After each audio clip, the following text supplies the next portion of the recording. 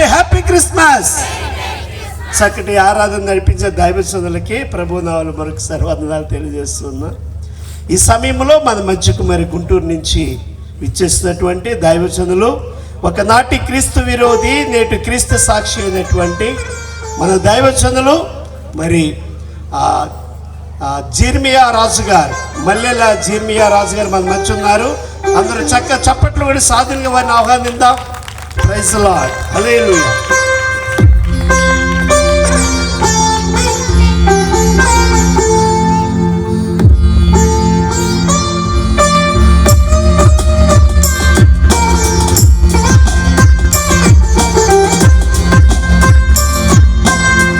వారి సాక్ష్యాన్ని వాక్యాన్ని పంచుకోవాలని సాధారణంగా వారిని ఆహ్వానిస్తూ ఉన్నాము.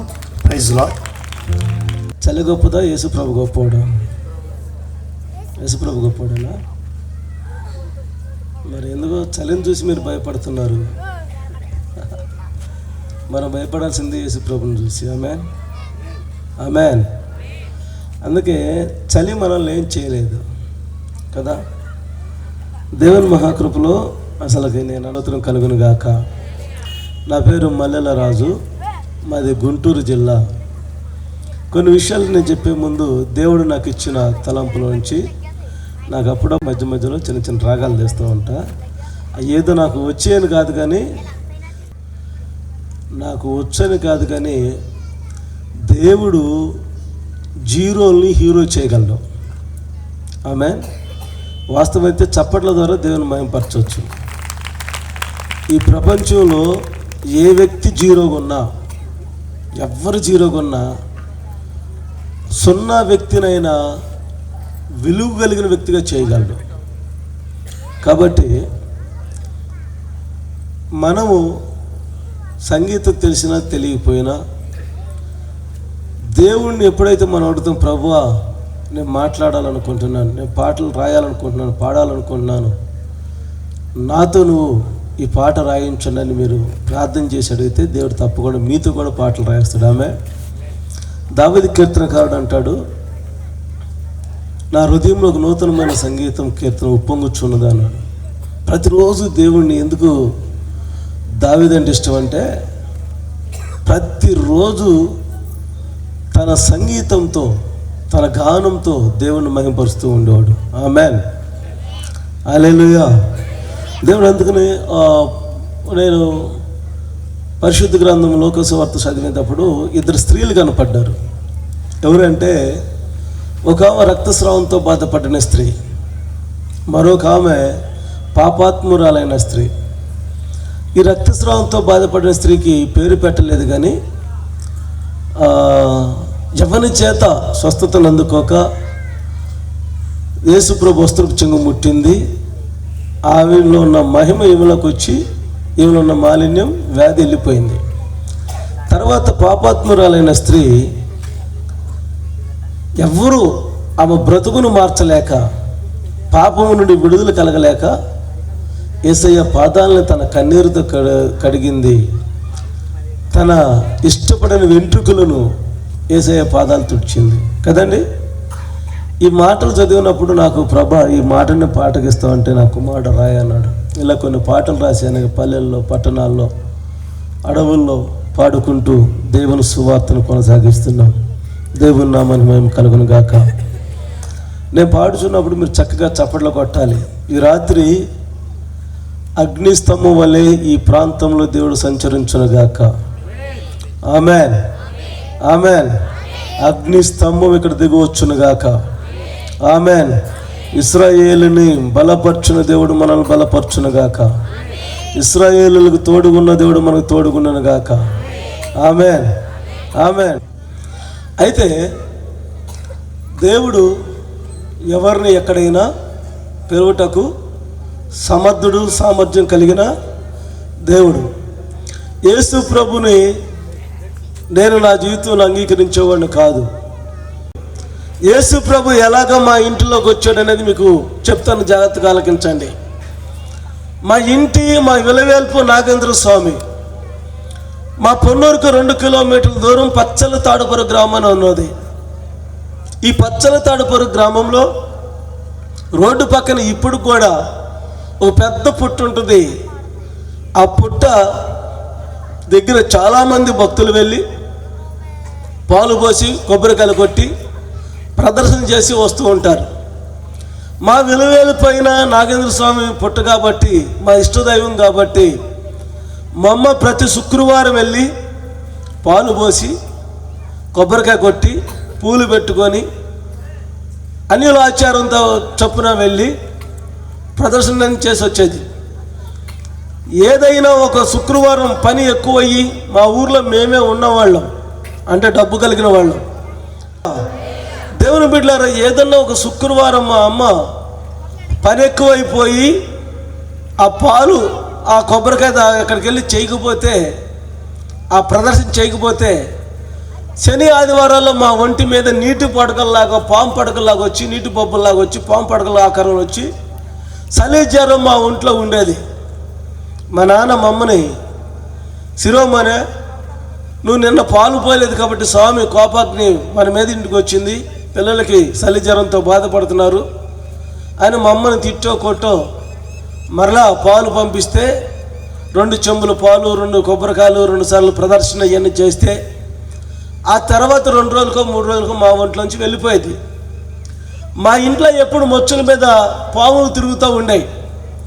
మా ఇంటికి చుట్టాలు రావాలంటే చాలా భయపడేవాళ్ళు. మా నాన్న అట్లా కొట్టనిచ్చేవాడు కాదు, ఎందుకంటే మా ఇంటి దేవతలు కాబట్టి. దేవుడే మా ఇంట్లో ఉండగా మాకు భయం ఏంటి అనుకునేవాడు. కానీ మా ఇంట్లో వచ్చే చుట్టాలు వాళ్ళ ఇంటికి వెళ్తే ఎప్పుడే అర్ధరాత్రి ఏది కాటేసిద్దో తెలియదురా బాబు అని మా ఇంటికి వచ్చేవాళ్ళు కాదు. ఒకవేళ వచ్చిన భయంతో రాత్రిపూట ఉండేవాళ్ళు కాదు, వెళ్ళిపోయేవాళ్ళు. అలాంటి మా జీవితంలో యేసు ప్రభు ఎలాగొచ్చాడంటే, ఒకసారి మాకు గేదెలు ఎక్కువ ఉండేవి.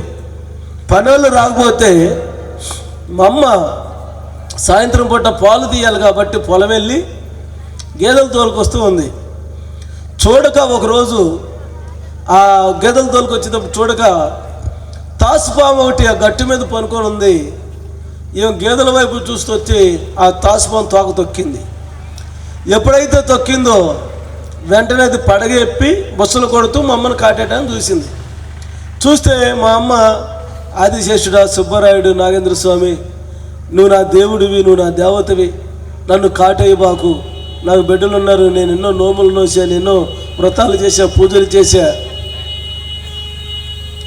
హల్లెలూయా అని దానికి దండం పెడుతూ ఉంది. అయితే పాముకు తెలిసిద్దా? ఏమన్నా భక్తురాలని పాముకు తెలిసిద్దా? తెలియదు. పైకి ఆ కాటేయటానికి వస్తుంటే మా అమ్మ ఇది నన్ను వదిలేటట్టు లేదని చెప్పి పరుగులు తీస్తూ ఆమె కొలిచిన ప్రతి దేవతని, కొలిచిన ప్రతి దేవుణ్ణి, మొక్కిన మొక్కుబళ్ళన్నిటిని తలుసుకొని గుర్తు చేసుకుని ఇంకేదైనా మర్చిపోతే దయతో నన్ను క్షమించు, నువ్వు నన్ను కాపాడు, పిల్లలు కలిగిన దాన్ని అని కేకలు పెట్టి అరుస్తూ పరుగులు తీస్తూ వెనక్కి తిరిగి చూసుకుంటూ వస్తుందా ఆగిపోయిందని చూసుకుంటూ పరుగులు తీయటం మొదలుపెట్టింది. ఆ పాము అయినా కానీ మా అమ్మని అంటే పడుతూనే ఉంది.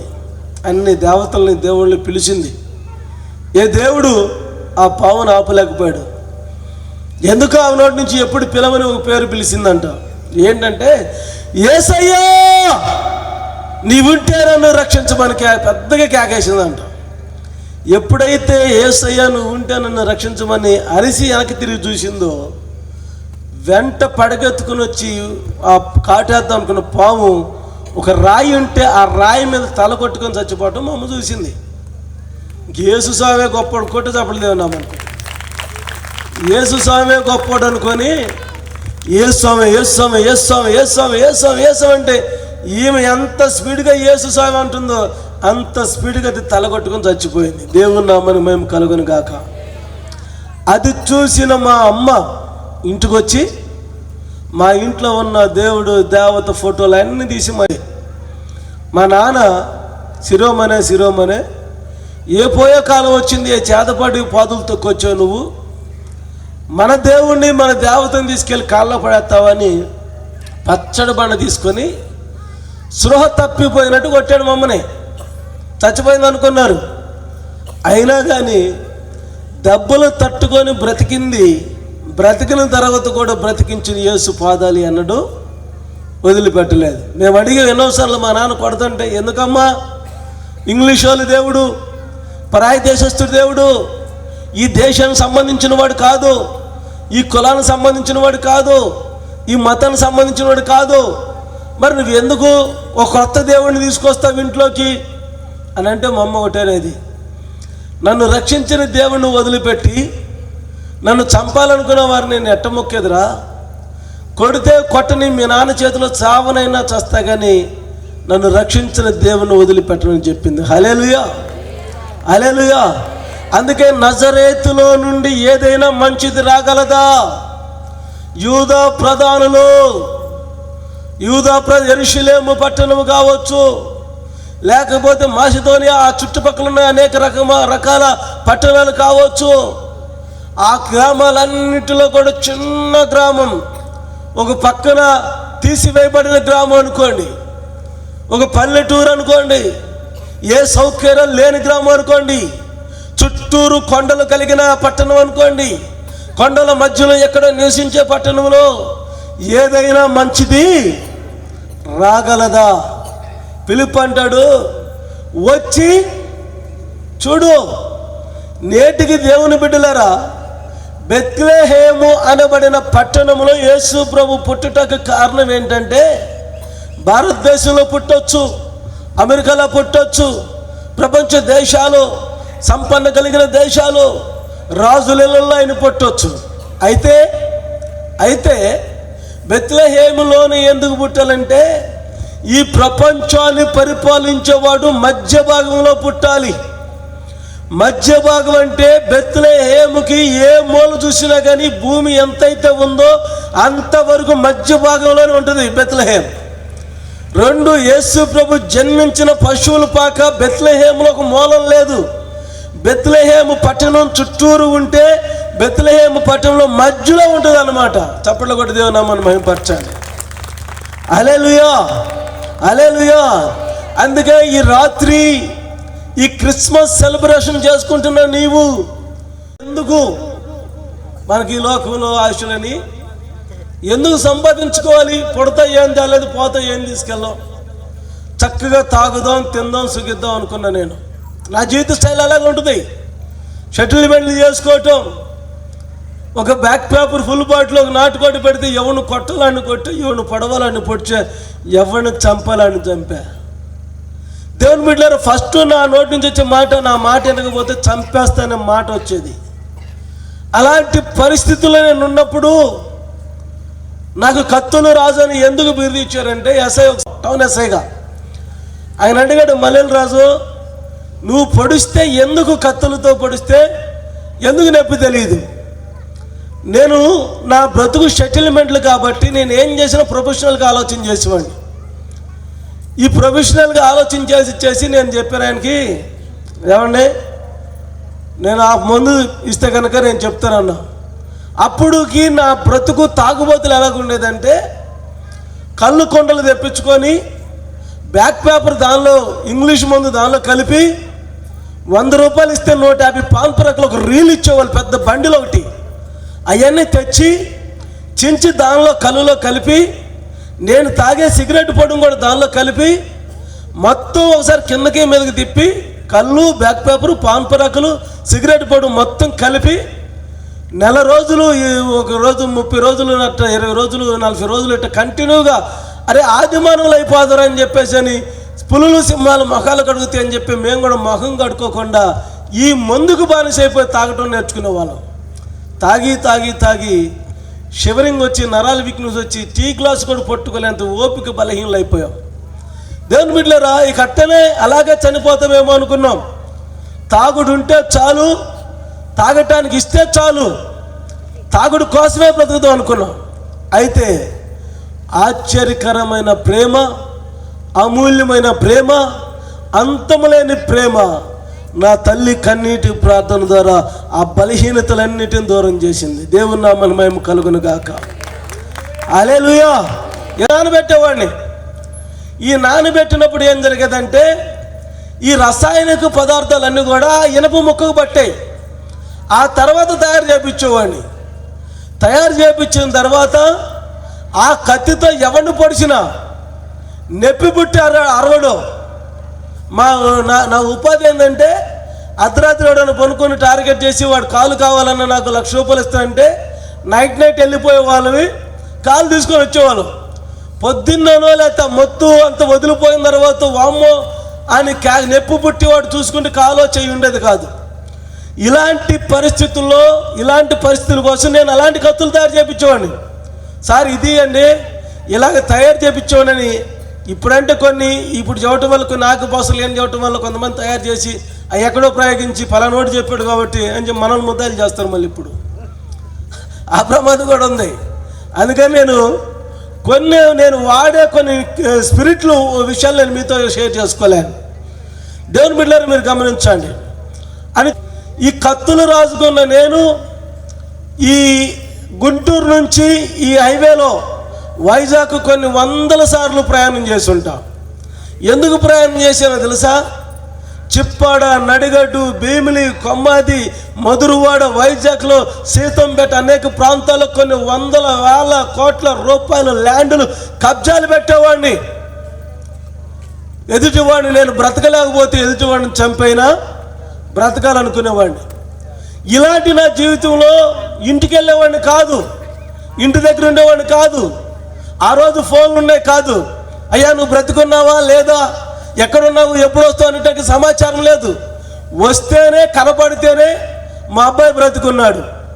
నేను చేసే పనులకి ప్రతిరోజు ఎవడినోడిని పడవటం, అర్ధరాత్రి పోడు తెల్లారిగట్టు 3 గంటలకి మా ఇంటికి వెళ్తే నా రక్తపు మరకలు చూసి మా అమ్మ నా బట్టలన్నీ ఓడతీసి పాత దిండుల్లో పేర్చి కుక్కి ఎక్కడో ఊరు బయట తీసుకెళ్ళి కాల్ చేసి ఏం తెలియనట్టుగా వచ్చి 2 గంటలు నేను మా ఇంట్లో ఉండేది 3 గంటలు ఉంటా. 3 గంటలకు వెళ్తే 6 గంటల లోపు వచ్చేస్తా బయటికి. నేను కొన్నిసార్లు 2 గంటల్లోనే వచ్చేసేవాడిని. కలుగునుగాక. అలాంటి నెల రోజులకో 2 నెలలకో నేను ఇంటికి వెళ్తే ఈ 2-3 గంటలు నా బట్టలు బయట పడేసి వచ్చి అగ్గిపెట్టి తీసుకెళ్ళి కాల్చేసి వచ్చి మా అమ్మ మోకాల మీద ఉండి భాషలు మాట్లాడుతా ఎక్కి ఎక్కి ఎక్కి ఎక్కి ప్రార్థన చేస్తూ ఏడుస్తూ ఉండేది. ఎలా ప్రార్థన చేసేదంటే, ఎవడన్నా చనిపోయినప్పుడు ఏడుస్తారు చూడండి, భర్త చనిపోతే భార్య ఏడ్చిద్దే, అలాగా మూలిగి మూలిగి మూలిగి ఓ ప్రభు అని ఏడుస్తా ప్రార్థన చేస్తుండేది. నాకు ఆ ప్రార్థన 3 గంటలు 2 గంటలు చెవులకు చాలా కఠోరం అనిపించేది. నేను వెళ్ళి అడిగేవాడిని, ఏం కొంపలు మునిగిపోయి ఎవడు చచ్చాడని ఏడుస్తున్నావు, ఈ రకంగా ఏడ్చేడ్చి ప్రార్థన చేయమన్నా నీది ఏ దేవుడు చెప్పాడు, నీ దేవుడు ఏడిస్తే వింటానన్నాడా, ఏడ్చి ఏడ్చి ఏడ్చి ఏడ్చి అడిగితేనే ఇస్తానంటాడు మీకేదైనా, అలాంటి వాడు ఏం దేవుడు